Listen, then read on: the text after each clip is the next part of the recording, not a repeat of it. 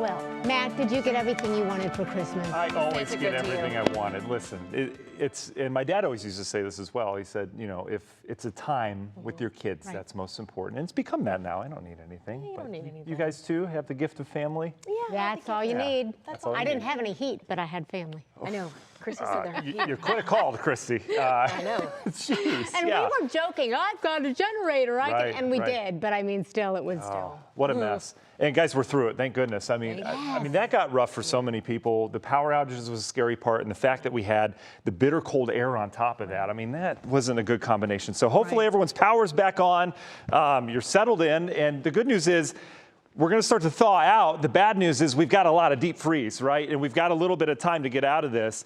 I know a lot of people's pipes, you're still worried about that because we have not popped above freezing yet.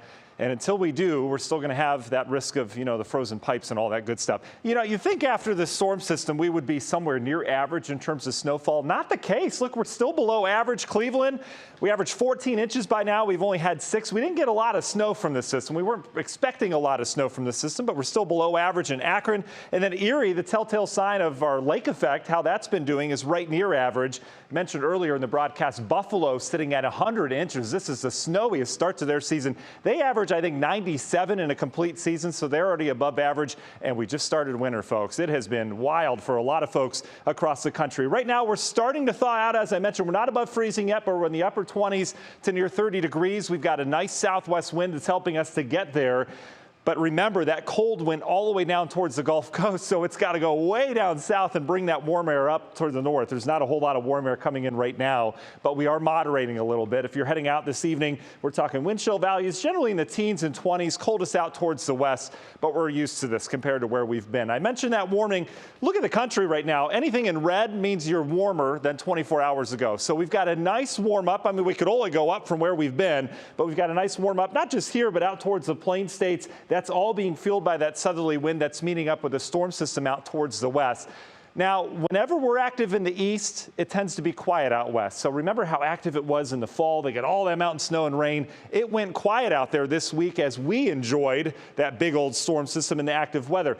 Things have flipped again. It's going to be very active out west again. They get much needed mountain snow and rain. They're expecting 4 to 5 more feet of snow in the Sierra Nevadas, much needed for them. Where the action is, this is where the action really won't be as we have this quiet pattern. And you notice the cold air that was all the way down to the Gulf Coast starting to tap into some of that warmer air on that southerly flow out ahead of that system that's out towards the west. That really doesn't arrive until later on this week. So we've got a quiet pattern. There's some snow off towards the north. Here's that snow. The big problem in Buffalo was a prolonged lake effect band that just sat and sat. They got heavy snow for days on top of all that wind. They're still getting snow right now, but it's finally winding down. You see that south wind kind of disrupting that snow band after 4.5 days of heavy snow in that area. What a mess up in Buffalo. We're thawing out locally, though. The clouds are going to stick around. But notice temperatures kind of flatline tonight, and then they're going to start to go up tomorrow. Pretty nice day. If you think it's been a while since we've seen the sunshine around here, you're right. This is typical for this time of year, but look at all the cloudy days. This is 100% cloud cover over the last couple weeks. We had a little bit of sunshine last Tuesday, Wednesday. Why do I show how depressing it's been? Because tomorrow is going to be a wonderful day. Your National Design Mart Hour by our forecast keeps us in the clouds tonight, but watch what happens tomorrow. We start cloudy, temperatures right where they're at right now, so not bad. And then whoosh, high pressure, lots of sinking air. Should have a beautiful day of sunshine. We'll be up into the 40s for highs, albeit low 40s. We'll have a nice south wind, so it will feel a little bit cooler. And then the sun sticks around, I think, early Thursday, but watch how these clouds increase. This is our next system. It's hard to get warm this time of year without clouds and rain.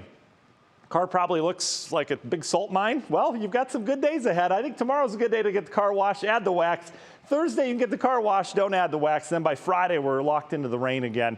And that rain is going to come with warmer temperatures. So there's that. Notice our temperatures up into the 50s by Friday. And we kind of flatlined for your last day of 2022 into the 40s. Not too bad. We'll talk more about the rain in the next half hour. But your Union Home Mortgage 7-day forecast brings in the showers on Friday. Saturday looking pretty showery for that ball drop as well.